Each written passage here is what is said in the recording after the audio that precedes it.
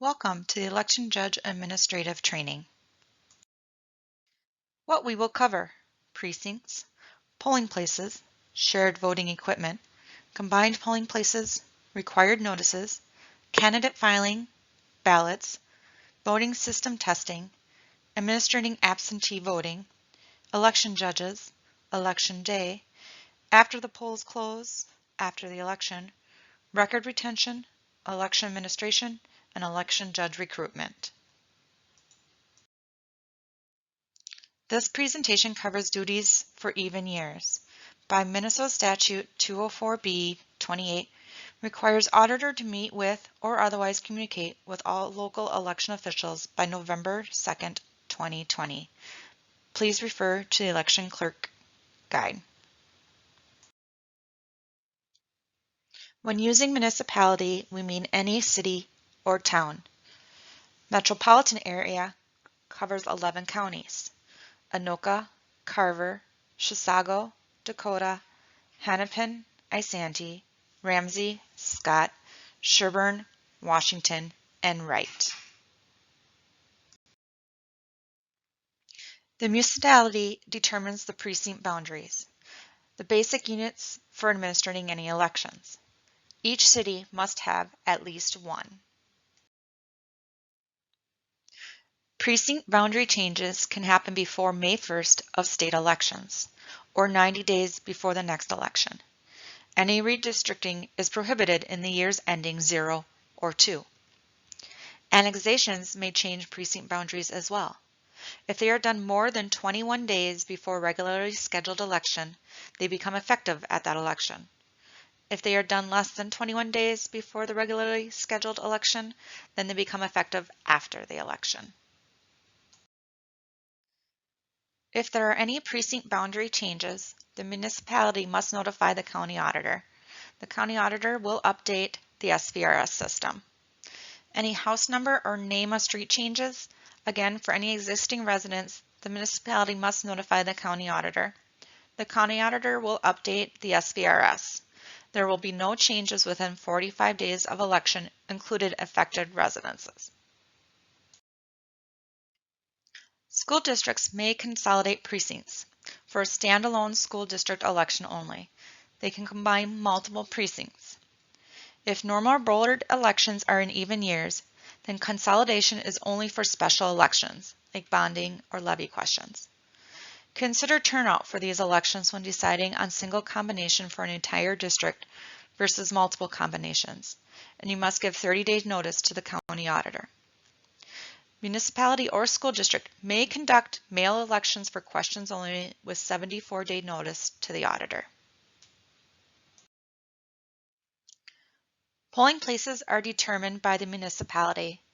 The city council or town board designate by ordinance or resolution. Polling places must be large enough to accommodate election activities, free of non-election activities, smoke-free, liquor-free or no liquor in adjoining room.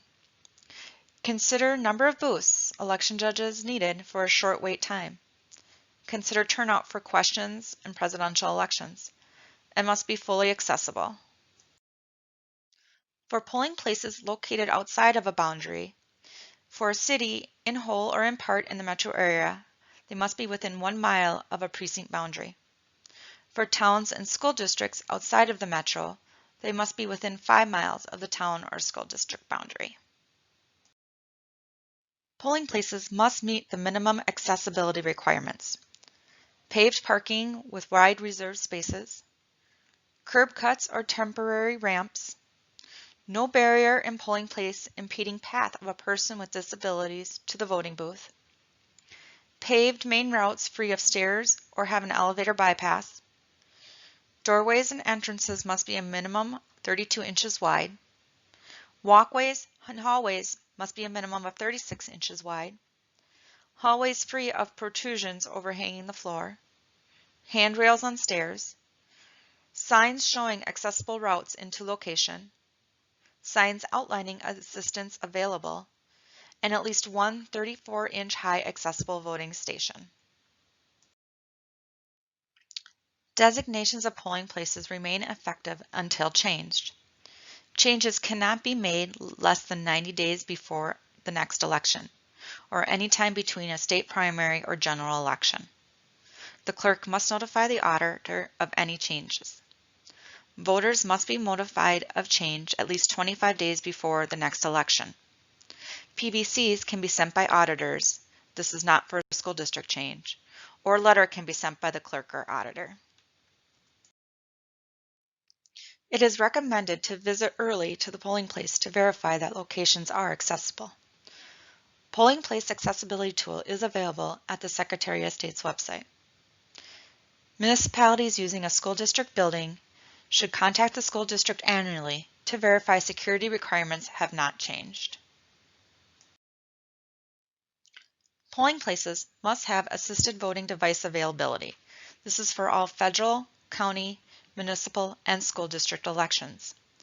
In-person absentee or mail voting for these elections must also have this available. Jurisdictions must make the device available to other jurisdictions holding a standalone election.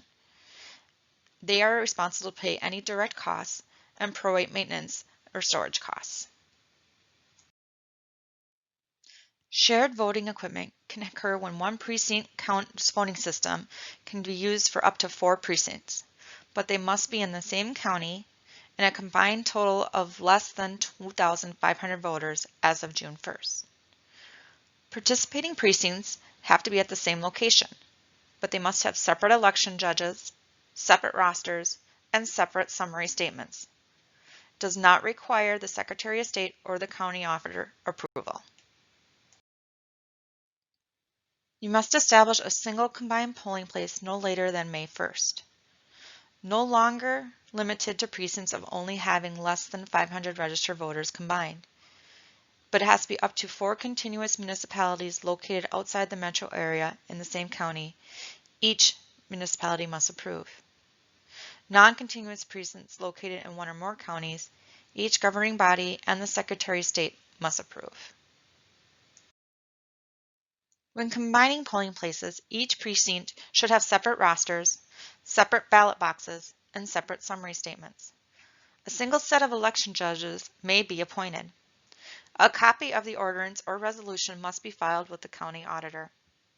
A municipality can withdraw by notifying the county auditor no later than April 1st of any year.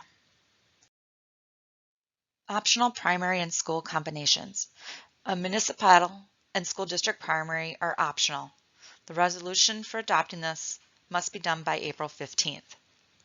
School polling place combinations, if not elected at large, must not include more than 1 board member. Required notices.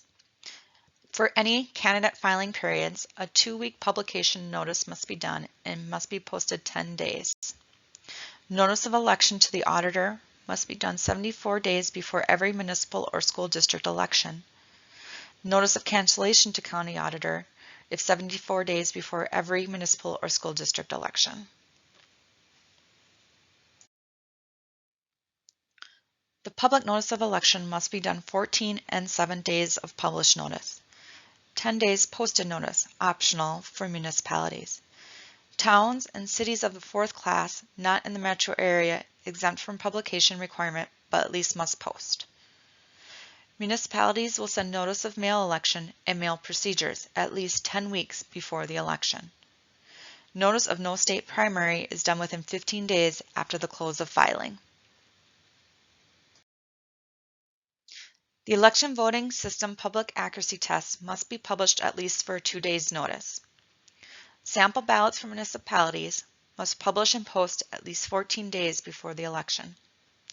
At least 46 days before a state primary or state general, the county auditor must submit electronic copies of the sample ballots to the Office of Secretary of State. Notice is required for any bad weather postponement of an election.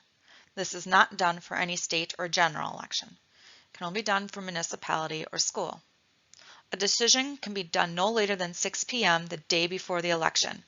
It's done by the jurisdiction with the largest geographical area. You must contact the election judges, notify the location media outlets, and if possible, post on the website.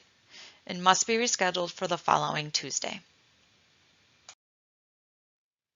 The candidate filing period is a 2-week period.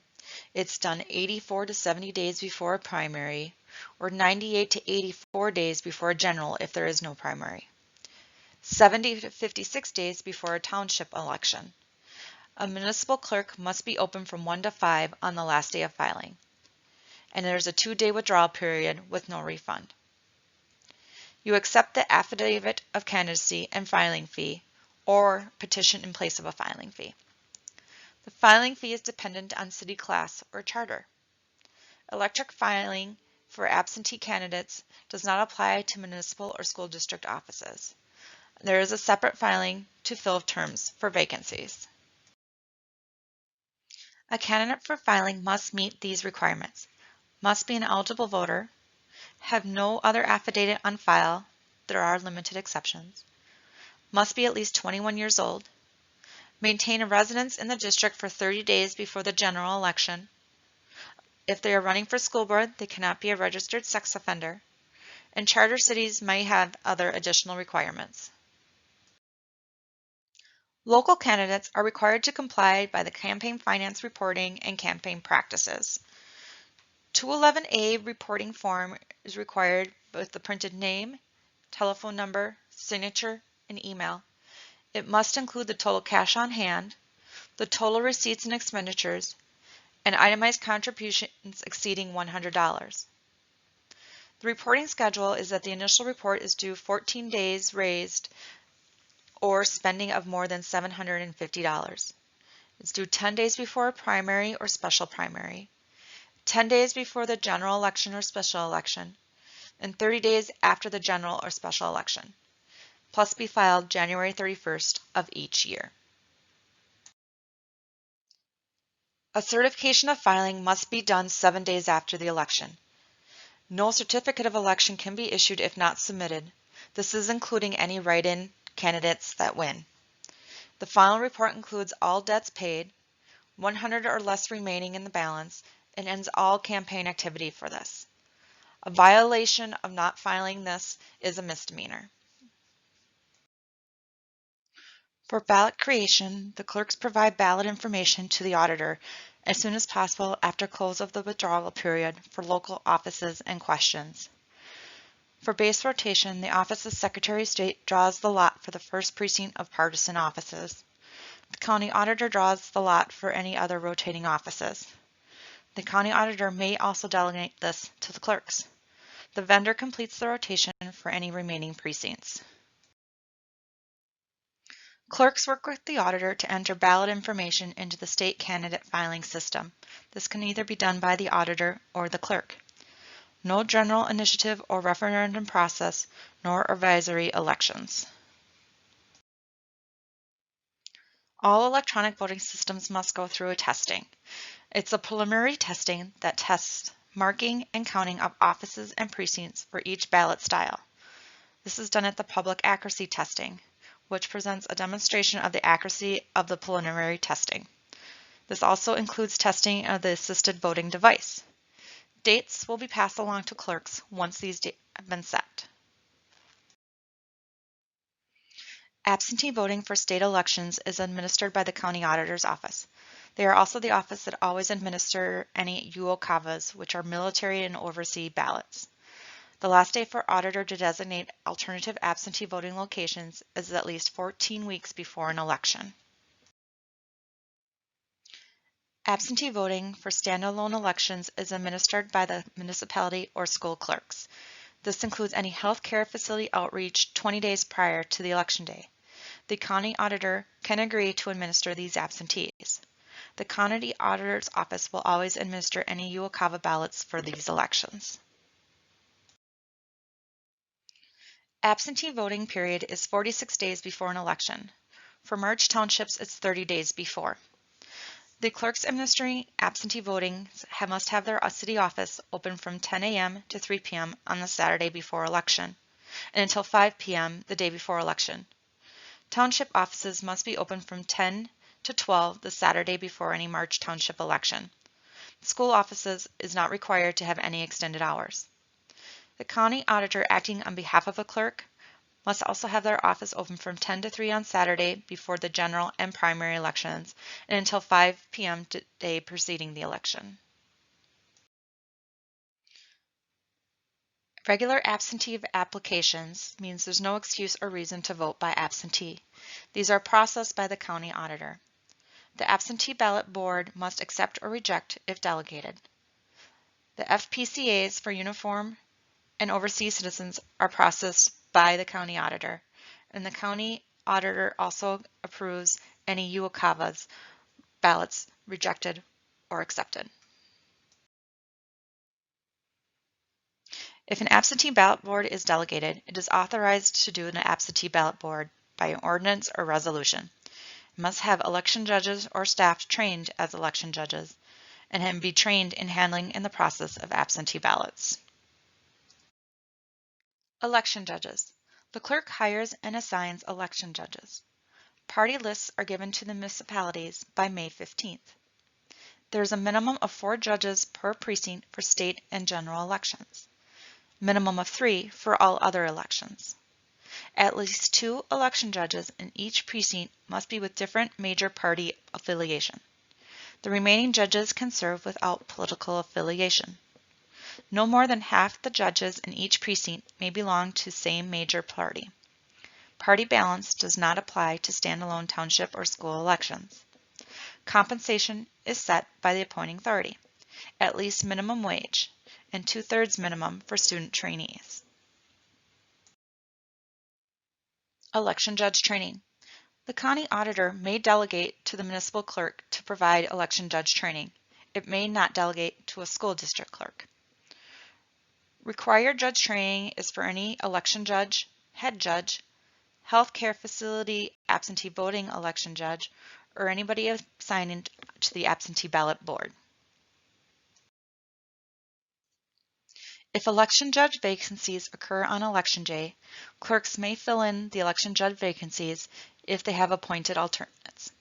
If appointed at the precinct, the head judge can provide emergency training. There is no lingering within 100 feet of the building except for exit pollers. Document on the instant log if someone refuses to remove campaign materials, but do allow them to vote. Challengers must prove residence in Minnesota. They can show the same proof of residence accepted for election day registration.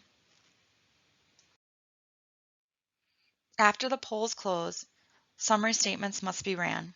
They are returned to the municipal clerk or county auditor, and they must be returned no later than 24 hours after the election day.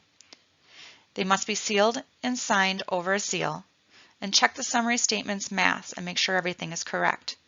Failure to deliver would require the clerk to send a special messenger. The clerk will log the time that everything was delivered, the name of the persons delivering, the number of ballots delivered to the precinct, the number of ballots returned, and note any discrepancies. The clerks then return the materials to the auditor. This includes polling place rosters, election day registrations, ballots voted and unvoted, and any other materials. After the election, the canvass board meets the 3rd day after a primary unless the auditor agrees to review statistics to permit the canvass to be conducted on the 2nd day after a primary. It can meet between 3 and 10 days after a general. A March Township canvass will meet 2 days after the election and may review a portion or all of the summary statements and declares the results. The clerk is responsible for conducting a recount of local office or questions. The county auditor is the post-election review official and may designate this to the municipal clerk. If designated, the clerk must be present. Clerks will certify local results to the county auditor, and the clerk will issue the certificate of election to candidates, but all financial reports and/or the certificate of filing received and after 7 days of canvass if no recount requested or contest is filed. The clerk notifies the OSS referendums changing form of government or approving intoxicating beverage sales. Record retention. The clerk is responsible for custody of ballots and returns in local elections. The county is responsible for custody of ballots and returns in state and general elections. Secure all materials used in the local election, including voted ballots, for 22 months following the election. Election Administrator Certificate. The county auditor trains and certifies the clerk. Certification training is 5 hours. After the initial 5 hours, there are maintenance hours required. 4 hours during the following election cycle, and it runs January 1st of the even year to December 31st of the off year. To become an election judge, they must be eligible to vote in Minnesota, able to read, write, and speak English. They are appointed by the county, city, township, or school board, and trained and currently certified as an election judge. An election judge cannot be a candidate in that election, a husband, wife, parent, child, stepchild, sibling, or step-sibling of candidate or another election judge in the same precinct. Relatives or persons cohabitating with another election judge can serve in the same precinct during different shifts. An election judge cannot be a challenger. High school students between the age of 16 and 17 years of age can serve as trainee election judges. The student must be at least 16 years of age, can serve in the county where they live, and enrolled in a high school or homeschooled, and be in good academic standing. They can serve without party affiliation, but they cannot serve past 10 p.m., and they also can be less than 1/3 of the judges in the precinct. Election judge party balance. If additional judges needed after exhausting the party list, or no list provided, can serve with minor party or no party affiliation. Election judge party balance does not apply to township or school elections not held with statewide elections. Student election judges do not declare a party.